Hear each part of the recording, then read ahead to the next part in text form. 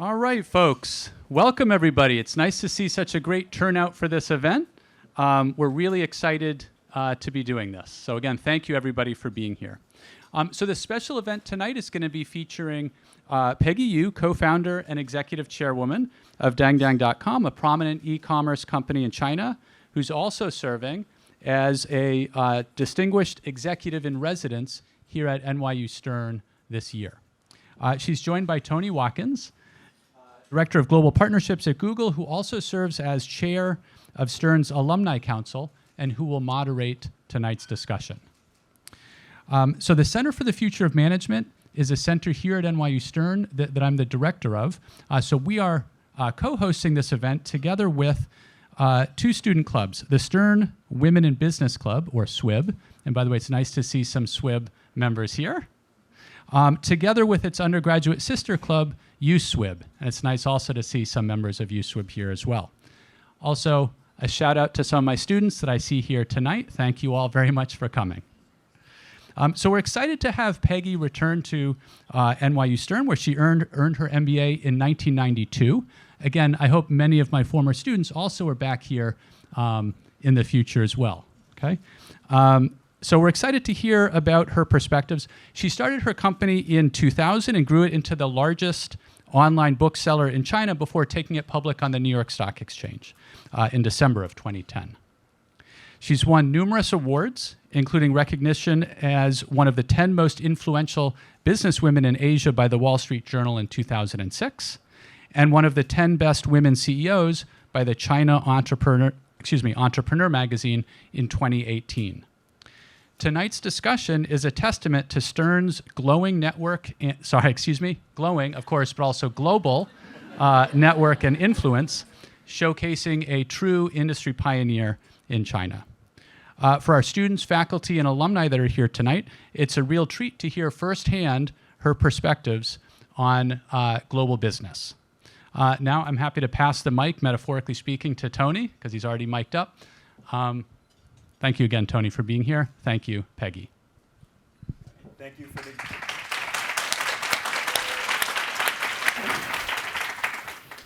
thanks for the fantastic intro, and we couldn't be more excited to have you here this evening, Peggy. Traveling all the way from Beijing to spend a little bit of time with us tonight, and then for her week-long program here at NYU. And as you've heard in the intro, we're very lucky. What a fascinating career that you've had, starting with your time here at NYU Stern and getting your MBA, your entrepreneurship journey, and starting DangDang to growing it into the largest online book retailer in all of China. It's really fascinating, and we cannot wait to hear more about it tonight. In addition to that, you've done this in what's one of the most dynamic markets in the world when it comes to e-commerce, and that's China. So we can't wait to get more or learn more about the context of starting a business and growing it in such an amazing environment. And also, we heard that SWIB is sponsoring us tonight, so we want to get your unique perspective on your thoughts on female entrepreneurship and leadership. So we'll have a couple questions there. So as you can see, we have all types of topics that we want to cover tonight, of course. So we'll try to put a little structure to this as well. So we'll try to walk through your career chronologically and learn more about your journey. And then we'll spend some time learning about lessons in the development of DangDang, as well as thematic questions about globalization, e-commerce, and entrepreneurship. Sure. We'll make sure that we carve out some time at the end. I'm sure you're going to have some great questions for Peggy. And I also want to say a few words of reflection. I'm very happy and I'm very honored to be back as an entrepreneur in residence at NYU. It's been more than 30 years since I graduated, and it felt very recent somehow. I was quite naive when I started the MBA program in 1990. And I remember in my financial accounting class, I looked at the term outstanding balance, and I thought the balance must be good, excellent, thus outstanding. So I really have fond memory of Stern, where I gained knowledge and I gained confidence. Of course, a wonderful degree that was very helpful to my career later. And very quick, I did 6 years buy-side advisory work in leverage buyout / cross-border transaction. Then I moved back to China in '98. 2 years later, I started Dangdang. So today is a very rare occasion I need to speak in public in English in the last quarter of century. If I forget some words, please help me to Google the translation because my China mobile phone bans Google. So I can only use Baidu for translation. But I'll be okay. I think I'm in capable hands. One thing I can surely help with is use of our Google products, so no problem. Well, I only get to use Google products when I'm in New York. I don't get to use Google product when I'm in China. I can't even haul Uber here because it's powered by Google Play, and the Google Play is not allowed in some parts of the things. Talk about globalization. Here's another example of deglobalization. So anyway, I started Dangdang, and sometimes I just quickly overview. I've been doing this for 24 years. And today we ship about 80 million to 90 million parcels to our readers nationwide. And since business environment changed a lot, many private entrepreneurs sort of put ourselves in holding motion to see what we can do or what we cannot do. So I decided I should, rather than sitting and waiting, I should travel a bit and come to places such as NYU to be closer with younger people, to sense, to smell, to touch what's going on, what's new. So that's why I'm here today on campus. And feel free with any questions you may have, and let's have a wonderful evening. We absolutely will. Round of applause, please. Okay, so let's rewind and talk about some of the early learnings in your career and going all the way back to your decision to come to NYU Stern and your experience here as a student. So can you share with us how NYU Stern has played a part in your development as a student and afterwards? Well, I came to NYU by default. And I was applying for school, and the best time for me to start was spring semester. And NYU was the only school in top B schools that took spring semester students. So that's how I picked NYU. So for all of the students that we have in the room today, any advice on how you can get the most out of your time here on campus at NYU? I had so much fun at NYU. I think several things. One is, when I was taking courses at NYU, I was very competitive. I took way too many technical courses, like how to do a black shoe model and how to price an option. But by nature, I wasn't techie. I should have been more ease with myself. And in retrospect, I took too little courses in marketing and human resource management, which are vitally important when doing and starting up, building up my own business, especially human resource. Because in developing your own business, motivating, keeping the right people is the most important thing in running a business. And when I was at Stern, I took the minimum requirement. I didn't know I was going to start a company. I wanted to get a job on Wall Street. Yeah. And you did. I did. And you were successful in this endeavor. So can you speak a little bit to the skills that you learned and the classwork that you took here, how that applied to your career, your early career on Wall Street, and then the skills that you had to develop in order to become an entrepreneur? What were some of the differences, kind of working narrowly in a specific role on Wall Street, and then more broadly in having to do it all as an entrepreneur? I was doing leverage buyout. So courses in pricing, corporate finance, and fairness opinion, and all those things are vitally important. So I learned a lot of technical things. Most importantly, I learned the business lingo so that I could travel around the business communities with confidence. I think that's very important for me to pitch deals, because the kind of people who make decisions on leverage buyout are either the CEOs or the owners of the company. So Stern gave me the familiarity with the business world. And I don't remember which professor gave me the advice of reading New York Times business section and Wall Street Journal every day, which I did. So I had vast volume of reading when I was at Stern. That was important. And I had wonderful professors like Fred Choi and the one in corporate finance, Ash was the mothering. The motoring, yep. Yeah, he fell off a podium once. He was so wrapped up in what he was doing. Yeah. So Stern gave me technicality and confidence. And I don't think there's much difference of working for corporate America versus working on my own to start a business. I always apply a simple life. I always believe in what I say. Think as a CEO and work as a secretary.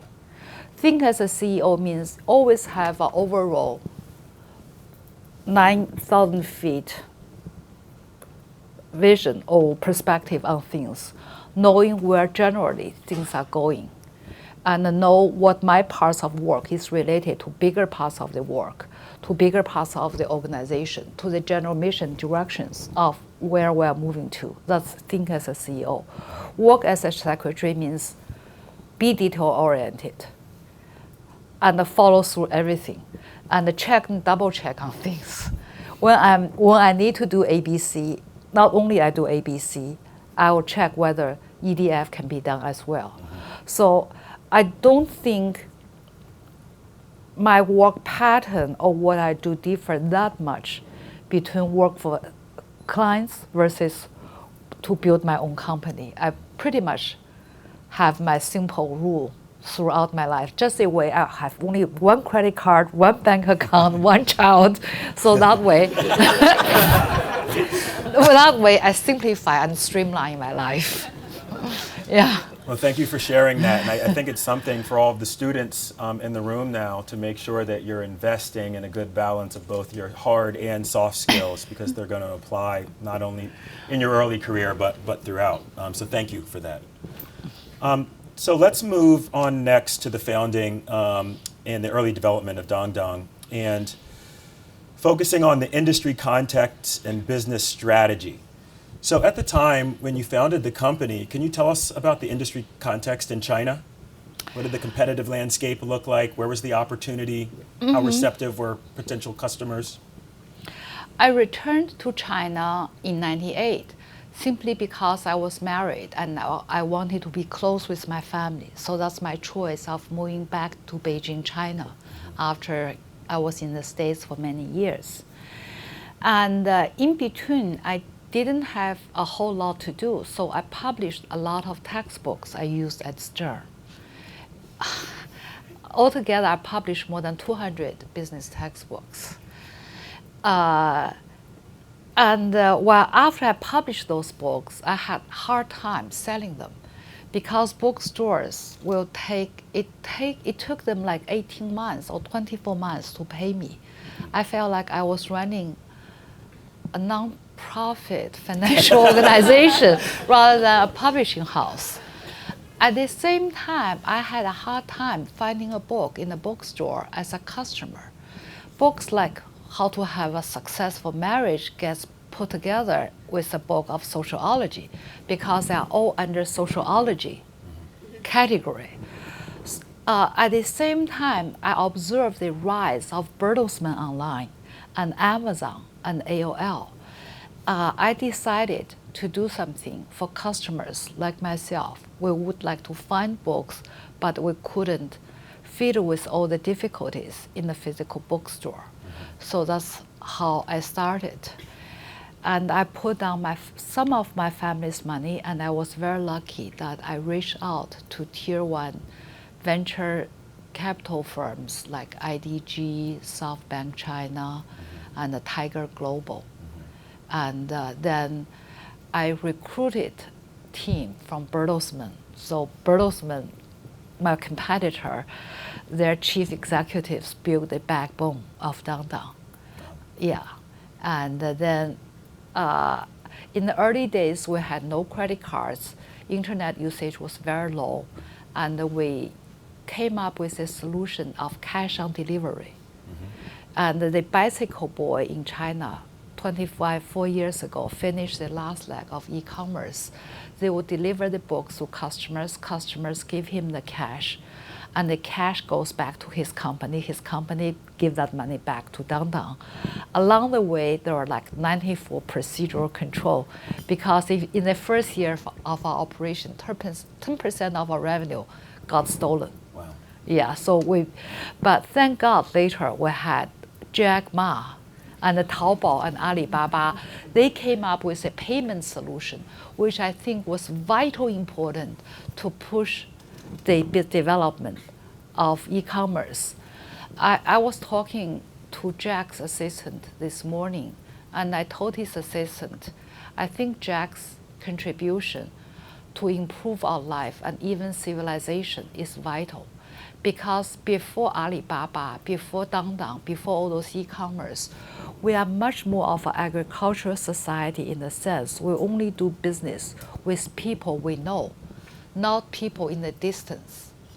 So from acquaintance business relationship to distance contractual business relationship, I think that's a big improvement of having services and goods in exchange and enrich people's life, at the same time provide many, many opportunities. If you can do things with people you don't know far away, I think that's a huge improvement over what we had before. Yeah. Absolutely, and we've seen in China the hundreds of millions of people that have moved into middle class since you founded the company, and it's really amazing to hear from your perspective the role that you and some of your contemporaries have played in that. It's fantastic. So staying in the early stages of your company's development, I want to shift briefly back to you as a leader of an entrepreneurial venture and your experience there, and specifically your experience as a female leader at an e-commerce startup in China at this time. I'm sure you were one of the very few, if not the only. Are there any leadership lessons that you would offer any students or alumni in the room about pursuing an early stage business opportunity in today's environment? In today's environment, it's quite similar to environment before, which means leadership takes training. Leadership doesn't come to me naturally. And I didn't realize I was a leader maybe quite a few years after I started Downtown. I was much more of a worker myself. I did a lot of things by myself. I don't exactly remember when I realized I need to lead, to train, to coach, rather than doing things all by myself.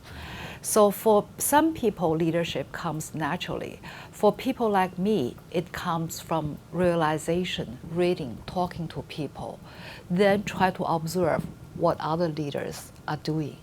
So if I look at it, I think leadership is needed in starting your own business. Leadership is also needed in accomplishing tasks, doing a great job. It takes more than one person, and it takes a village. And how to get with villagers together, leadership. Yeah. And those leadership skills that you developed along the way as part of your broader management skills, once again, were, I'm guessing, equally as important as a lot of those hard skills that you learned in the classroom here as well. More important. More important. Because so-called hard skills are very often knowledge. And the knowledge can be obtained from books, from internet, and from doing research. But skills are more of a habit. It requires, in my case, self-training. Mm-hmm. Yeah. Yeah. And investing the time in it as well. Investing the time and remind yourself, hold back. Let other people speak up. Mm-hmm. Let the ideas come from them. And I think skill sets are harder to obtain than knowledge sets. That's my belief. But working as a female entrepreneur, gender is never much of an issue to me. I think if many years of communism left us something nice and positive, that's a true belief of gender equality. We have many women engineers, police officers, doctors in any profession. My mother studied biochemistry. My aunt is a head of a doctor. So to me, gender is just not an issue. And I'm more concerned of tasks, what needs to be done, what it takes to get this done. And so for many years, I didn't even know there was such a category called women's magazine or fashion industry until I stepped into airline cabin in the US. There are things like, oh, Vogue, oh, Bazaar, oh, Marie Claire, oh, what they're talking about, color and hairs. Oh, okay, okay. And I began to like to read all those gossipy women magazines. I think after I got into 40s, but when I was younger, I didn't even know their existence. I was too busy on something else. Yeah. So let's fast forward a little bit. As your company began to grow and became more established, as part of the broader e-commerce landscape in China, and as things got more sophisticated, more complex, more things to consider, can you talk about some of the struggles that you faced as you transitioned from that entrepreneurial startup mindset to now a growing, more established company? It's extremely difficult to run any type of business in China because we tend to be a severely competitive country. And I remember that we faced competitors which had 20 to 30 times the amount of capital we had. The reason that, we started as an online bookstore, then we broadened and branched into general merchandise and fashion and baby goods. And we needed to scale back to online bookstore simply because those fields were getting enormously competitive. And we lost money for a number of years that we couldn't make good inroads progress in other categories. Whatever you do in China, your competitors seem to be waiting for you. Not the next day, but at midnight. Yeah, and it's very good for consumers because competition means good service, strive for excellence, and many things. But for business owners, when I started Dangdang, I knew about 40 to 50 other companies that were founded by the same group of investors because they used to organize us to go to conference and meetings together. And today only 2 of us remained. C-Trip, which is an online business, online travel, OTA, and Dangdang. Wow. The rest of close to 50 disappeared. They are started run by brilliant business people with sophisticated experience and some with very strong tech. That's how competitive we are. Wow. Yeah, and so if I walk around the US, I'm like, oh gosh, there are business opportunities everywhere because there's so many things need to be improved. I can think of a few right around campus here. So you speak to the competitiveness of China as a characteristic that's great for consumers. Now, from a business perspective, can you speak to how did you differentiate yourself among those 40 to 50 competitors that you had? What made Dangdang survive? I think one is we were very humble in the sense that we don't invest until we are very sure that the investment will bring us certain return. Because Dangdang was established almost the last month of '99, when internet was very, very hot, before the bubble burst. So all my investors and all other people say, oh, you must burn all the money you raised in 6 months. Wow. Yeah, and we never did that.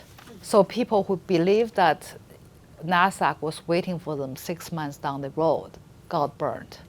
So we were very careful about making investment to make sure that the yardstick tells us it's the right thing to do. And another thing is we strive to meet our goals that we wanted to be the positioning. We wanted to provide the largest selection of books to our readers in China. We stick to that. We wanted to be the most price competitive provider of books to our consumers. We did that. And we wanted to be very convenient for our customers, whether it's searching for things or whether receiving a parcel, whether it's return. We made it very straightforward and simple for our customers.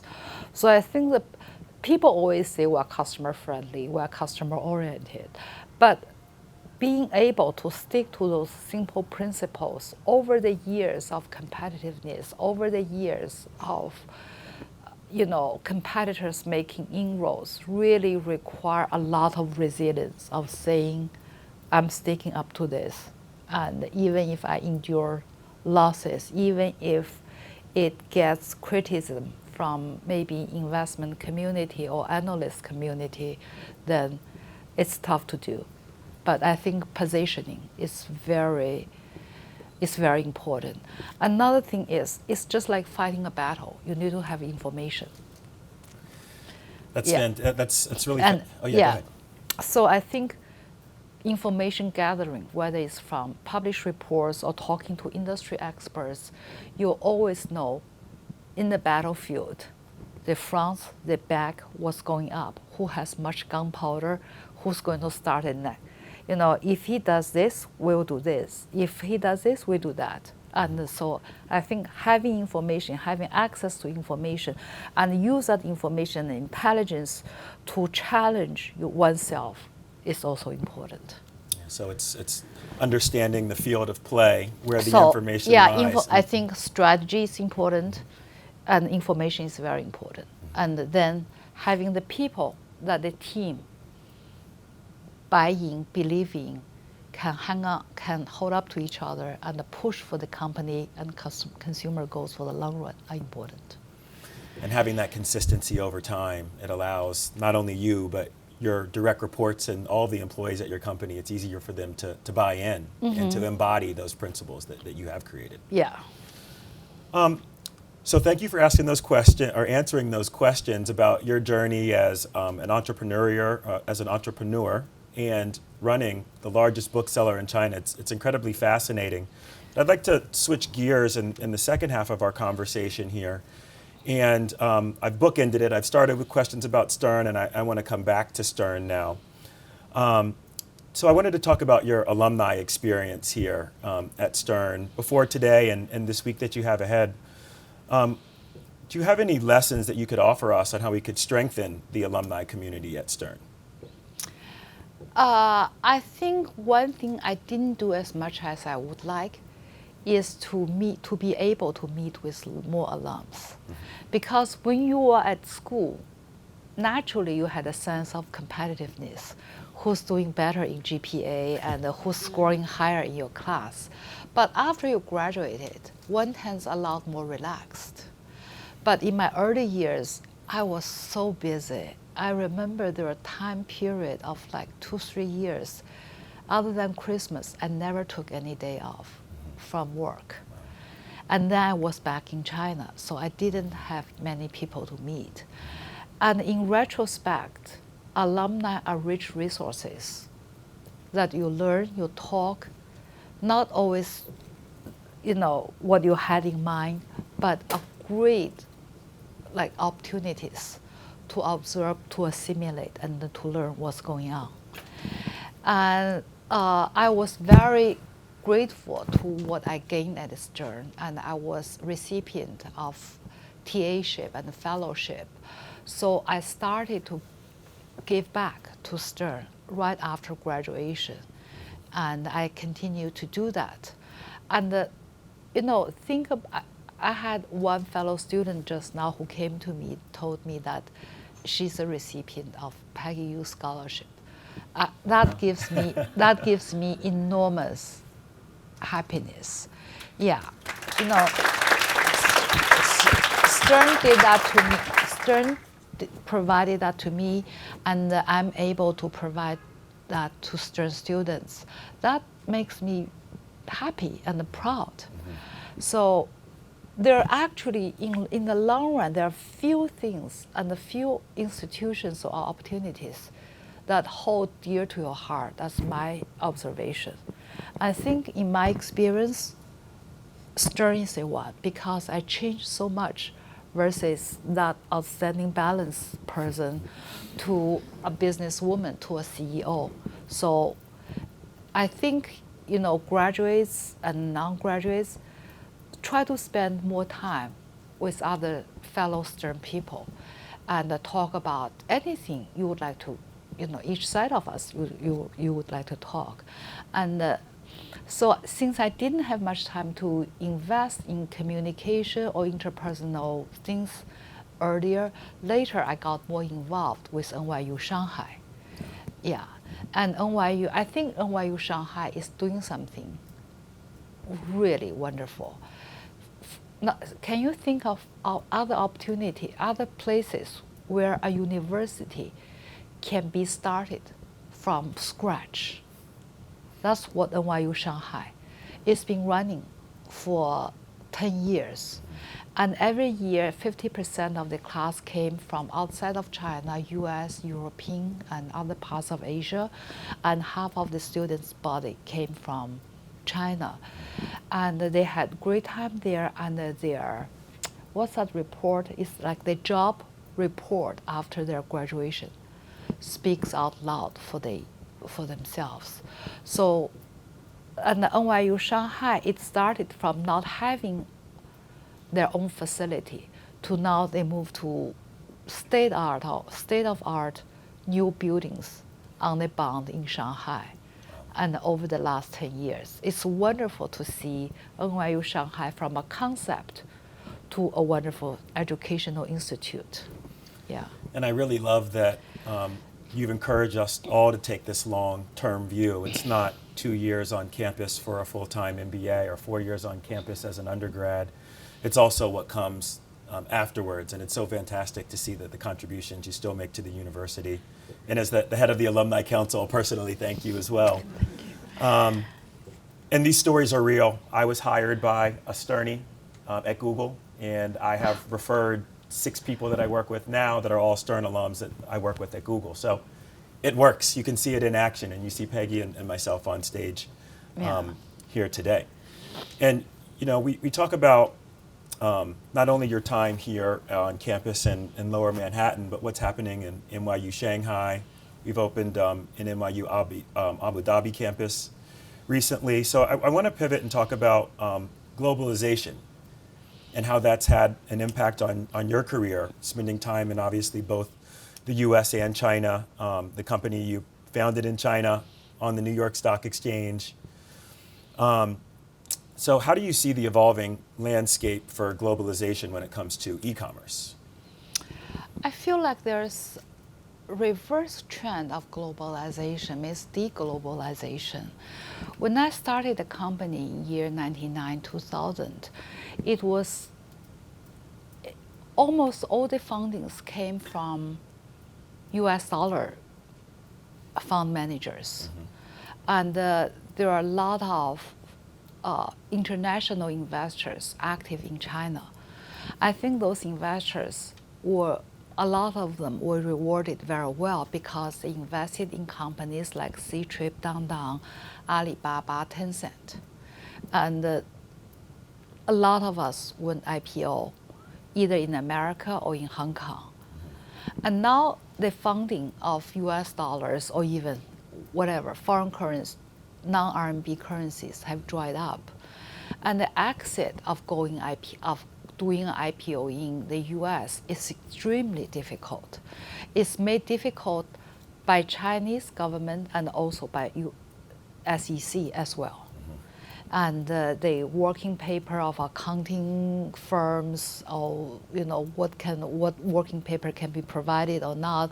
All those, I think, from China, U.S., both countries are making cross-border funding, venturing, growing up company, providing access to investors extremely difficult. Yeah, we're witnessing a decoupling of both nations to foster. I think it's not just two nations. I think it's very global. Going back, I recently met an opera singer. He's Israeli, and he's been very active in the opera world for the last 30 years. He told me that in opera world, the performance are not just going national, but they're going local, meaning performers in New York perform here in New York. Singers from Philadelphia sing in Philadelphia. When he was young in the 90s or 2010, he was taking worldwide tour. He would perform in Brazil, in Argentina, in Italy, in France, and here at Met. And now it seems that the performances are going very local. So it's the opposite word of globalization. But sometimes I feel like after we see globalization for a few decades, maybe this is a reflective time, or nations or people pause and say, do we do better with globalization or we don't? Maybe that's a time we see slowing down of globalization. I'm a firm believer of free trade globalization, but there can be other people who disagree with this opinion, and we're seeing decoupling, deglobalization. And while we're on the topic of globalization or deglobalization, what other trends do you think are driving e-commerce? What would you expect to see in the next 5 to 10 years, whether that's specifically in China or globally in terms of innovation? Since I spent vast majority of my time in China, I'm not a good speaker on e-commerce trends outside of China because I don't have enough observation and experience and insights.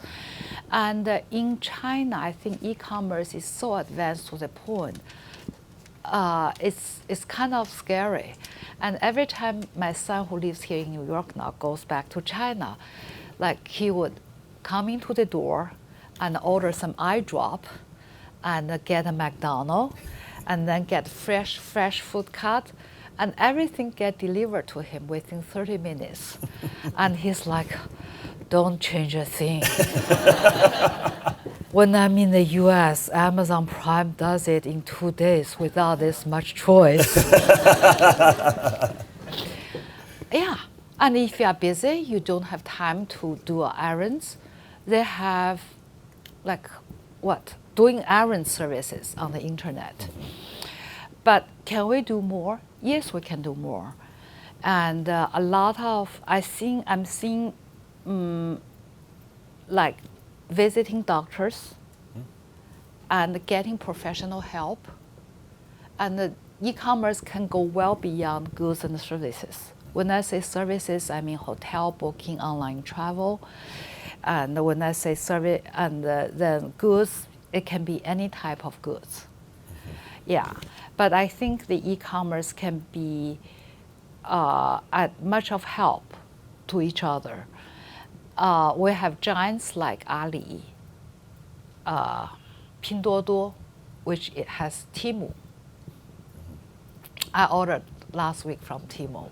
I'm saying, if it doesn't get here on 23rd, I'm going to pick up the phone and talk to its CEO. Yeah, we have, how do I say Meituan? It's about local service. Yeah.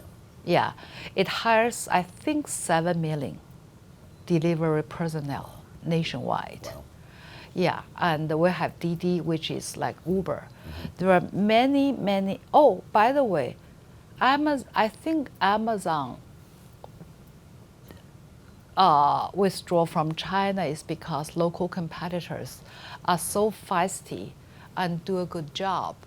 and that it doesn't have much of a room and the business sense for them to stay. And that applies to many sectors of internet, because internet business requires fast requirement and the investment of intelligence. So capital and a certain know-how don't play to the conventional advantage to corporations. Where do we go? I think we're going to have higher concentration. And we got to but the growth rate will be slower because the market share has been grabbed so much. If you go to shopping mall in China nowadays, retail stores are less and less. Shopping malls are becoming places that restaurants get together. Because retailers have a hard time doing physical business, then they begin to withdraw. So entire shopping malls are like a huge dining hall. You have one from this type of cuisine to another type of cuisine. I'm saying that the saturation of e-commerce in China is very high, and then the room for growth is not as big as it was in the last 20 years. But here, gosh, there's so much to be done. Yeah, still opportunities for many of you young budding entrepreneurs. E-commerce penetration in the U.S. is still under 20%, and as we were prepping and talking beforehand, the penetration rates are over double that in China. So I'm going to open it up to the audience for questions in a second here. Let me finish with one last question, just so you can provide any broader reflections that you have that you'd like to share from an entrepreneurship perspective, from a personal perspective, just drawing on your career path, your time here at Stern, or any closing words that you wanted to share before we open it up. Well, I'm not good at summarizing, so I will use the time to ask for questions. Okay. When I have something to summarize later, if I can think of, I'll share with you. Fantastic. Okay. So please raise your hand if you have a question, and we have a microphone for you to ask your questions into. Looks like we have second row here on the left. Thank you. So, hi Peggy, I'm Andy, and it's very nice to ask a question. And as a Chinese student, I really care about the opportunity in China. And you mentioned that the saturation rate in e-commerce in China is already high. And recently, we can see that the China economy isn't like the past several decades. It's in a relatively low growth rate and also facing lots of structural problems and high government restriction somehow. So I just wonder, do you think there's still a good opportunity to do business in China, especially, in what specific field and industry you recommend for young people? Thank you. If I knew, I would invest in that myself. No, I'm kidding. I think that the growth rate and opportunities are declining versus what it was 10 years ago, 5 years ago, maybe 15 years ago. But one thing makes China very special is I feel like we have a very pro-business people, that people like to try things and take risks. And that is very different from other countries that I visited. And having said that, I also believe in doing business or getting a job. It's not industry specific, it should be company specific. You can be in the average industry and you pick a great company to join, and that gives you opportunity. And seemingly saturated market, if you have a brilliant business idea, maybe you have a good run with a startup.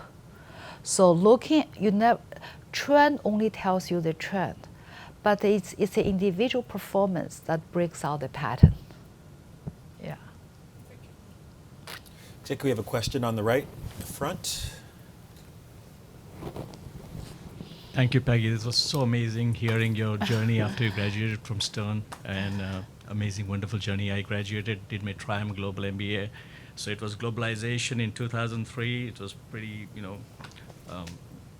amazing. And you say we're running to deglobalization. I have actually two questions. The first question I have is, you mentioned when you started business, at the midnight you have 50 competitors there, right? So what is the reason behind it? Is it because there's a lack of opportunity or innovation, or is it culturally they just want to copy that something is put out and has a potential?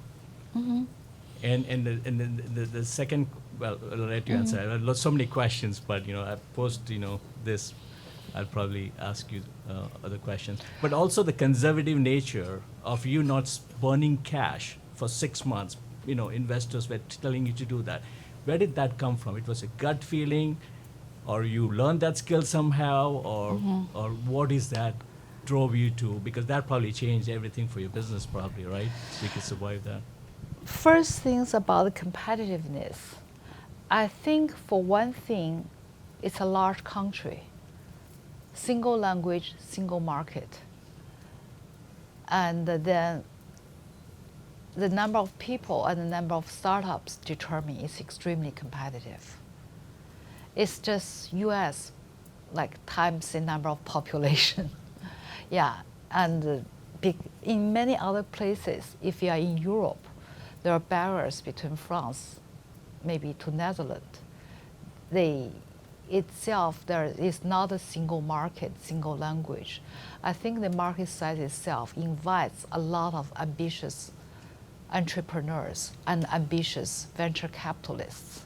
So it resulted in over-competitiveness as a result. And my practice of not burning cash when I was asked to, I think it didn't make business sense to me. And I think I read way too much Warren Buffett. If it didn't make sense to me, I don't do it. Yeah, I wanted to do things I understood, and it made business sense. Yeah. On the right-hand side in the second row here. Thank you. Yeah, Peggy, thanks so much for sharing your story, and this has been really insightful, and I think a lot of people will get so much from this. You touched on geopolitics before, and how that's the U.S. in particular and China is kind of going separate ways. Do you think this is is it pretty much over? Where before it was such a different world, where people just rushing to invest in China from the U.S. and you had a sharing of technology, ideas. Is that really over? Is it is it going to get worse, or is there something that you can see? I think it's going to get worse before it gets better. And there's I was thinking when I was coming to the U.S. or making myself trying to apply for business school, it was a time when I saw world leaders such as Reagan, Mikhail Gorbachev, Deng Xiaoping, Margaret Thatcher. They were the generation of leaders. They held hands with each other and likely saying, let's do globalization. And nowadays, I see Putin. I see His Majesty. I see Trump. They are like of bucking heads with each other and being very confrontational. So I think it's a difference of era and big times. And we're in this trend and mood and localization or nationalization and being confrontational with each other. I think we see start, and it's going to endure for some time. I don't like it, but I feel like it's part of what we're witnessing. And but at the same time, I believe that people will come to rationalization sooner. Maybe a couple of years down the road, things will reverse. I can only hope so. Thank you. Yeah. Let's stick here on the second row, and then we'll go to the back afterwards.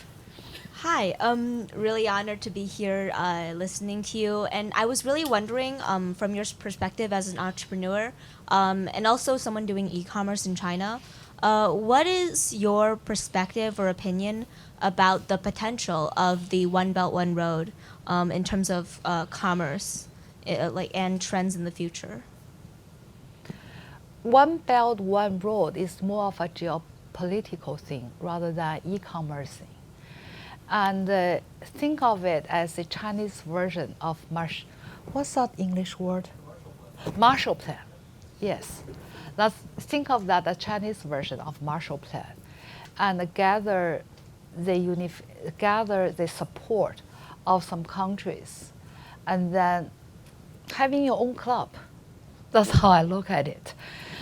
It doesn't, when we say e-commerce, we typically means consumer commerce and everyday and average goods consumption. And One Belt, One Road is really about maybe lending to a nation and have that nation to upgrade its infrastructure facilities like ports, airports, and infrastructure. It's more of a government to government interaction, and it's going to pull construction work and a lot of other things by companies involved with it. Itself is not closely related with e-commerce. Of course, I would like to see the prospect of things do very well in those countries and bring about more goods and the service flow that gets into e-commerce. Yeah. Yeah. We have two microphones. How about we start all the way in the back with NYU sweatshirt on, and then we'll go with the red jacket. Thank you. Hi, Peggy. Thank you for your story. It's really motivating. And I'm also Chinese, and I want to ask you the question is, we all know that Chinese market, or to say Chinese economy, is under the control of Chinese government. So I'm really curious what kind of difficulties you have met when you have to deal with Chinese government or Chinese bureaucracy. Mm-hmm. I met a lot of them. And when I first started the business, I couldn't get a bookstore license. There's a restriction if there are another bookstore within 500 meters of where you want to operate, then you cannot have a second bookstore. And my office happened to be located in a place that there's a bookstore in the shopping mall that's very close by. So I didn't meet the 500-meter, no second bookstore. I think about it, then I said, well, 500 meters means distance. It doesn't mean point to point. So if we calculate the distance on the third floor, on the second floor, on the first floor, it goes beyond 500 meters. So I brought my little theory. My colleague brought my little theory to whatever administration. Somehow it was agreed. Okay. And then I was met with the difficulty that foreign investment was not allowed in internet-related business, something like that. Then I studied the policy. We studied the policy. We studied the restriction, and we just came up with a reasonable structure that management by control versus management by ownership, so that we could run a business, but we at the same time in fully compliances. But what I want to say is, it's not China specific. It's every country. You meet different kinds of barriers. It's just certain things you are used to in one places doesn't mean that you are going to get the same thing in another country. I think different sets of countries have different sets of regulation or hurdles, but trying to get over them and always focus on the objective and say what I would like to get, and trying to get business done is more important. Over the years, I often meet people complaining a region or country or province specific opportunities, but they're good, successful business people flourish under any environment. So I would say products, services, features, or some kind of advantage are very important to help you to overcome that particular difficulty. Yeah. Yeah. Hello, Hello, Ms. Yu. I'm so honored to be here, and I actually have two questions. The first one is kind of straightforward. It's like, I remember you mentioned that you kind of regret not taking more classes in NYU about like marketing and human resources. We kind of like struggle with that question because, to really get somebody to fulfill the task, it's like really difficult. So can you like share some experience and that kind of difficulty and how you overcome it about, to get people stay and how to like make them to complete the task. And the second question will be like, speaking of the e-commerce, there's a concept of a 5G era like several years ago, but because of some reasons, we don't mention that concept as much as we talked about them before. What concept? 5G. 5G. Oh, 5G. Okay. Yeah, 5G. Okay. Yeah. Okay. So my question is, do you think that 5G era will come or not? And if it really come, do you think it will have any impact or like opportunity for the e-commerce entrepreneurs right now? Yeah. Thank you. Okay. The first thing related to not having taken enough courses in human resource and try to hold on to precious people when running a business. I think one thing about running a business is you learn from harsh reality. You had a couple falls, you made a few mistakes. I think the mistakes always taught me the fastest, faster than professors ever did. So I think I learned from reality after of learning from mistakes by making up for the fact that I didn't take in, enough human resource and other courses. Whether at work or starting a business, I think being observant and learning are good habits to take. It's almost like oxygen movements and exercising. Always have a habit of learning something new and reflecting on them and see whether you need to learn something more. And it always helps, doesn't matter what you do. I think always being a lifelong time student, I think that's a good practice to keep on. 5G, I don't think 5G has come. In the 5G reality, I can imagine I walk on the street or at home. I can almost touch the fruit or try on the clothes. And before I made a decision. Nowadays, I need to order 11 goose down jackets, then return 10 of them and keep one. And in 5G, I don't need to do that anymore. Yeah, I think a lot of visual things and it's going to be enhanced experience so real that it helps you to make decision and get like enjoyment on many things you do. Yeah, but I get 2G and 3G signals nowadays when I travel. So 5G, I hold my hand. I would like to see it happen sooner. Yeah. I think we have time for maybe one more question. I'll allow you to pick who you take the last question from. I think in order to be gender equal, I'm going to take a question from a man. Okay. And let's see. Oh, here's a gentleman there. Yeah. There we go. Thank you, Peggy. Pardon me if this was covered earlier, but could you talk about your decisions to go public in the U.S. versus Asia, and what led to that, and what was your experience with that?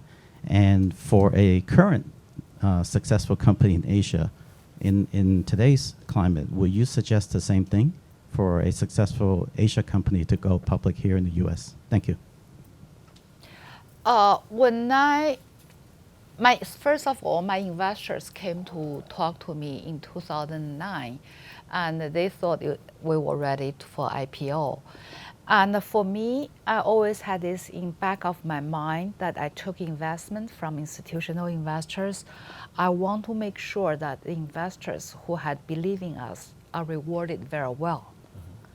and which they did. Some investors made 20 times return, and it was good.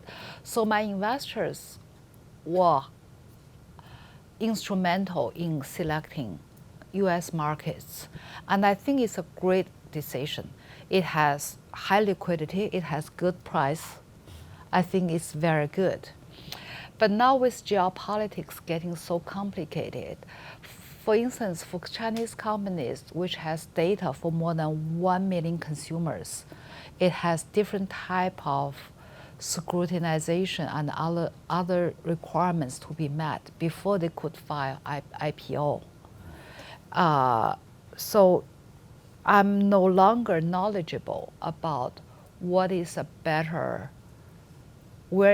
market for Asian companies anymore, because the regulatory environment in Hong Kong, at NASDAQ, in China have changed a whole lot since we went privatized in 2016.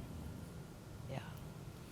Thank you for that last question, and I believe we're going to bring it up for some closing remarks. Okay, great. Well, actually, let's do a closing round of applause. Yes. Everybody, that was a fantastic discussion.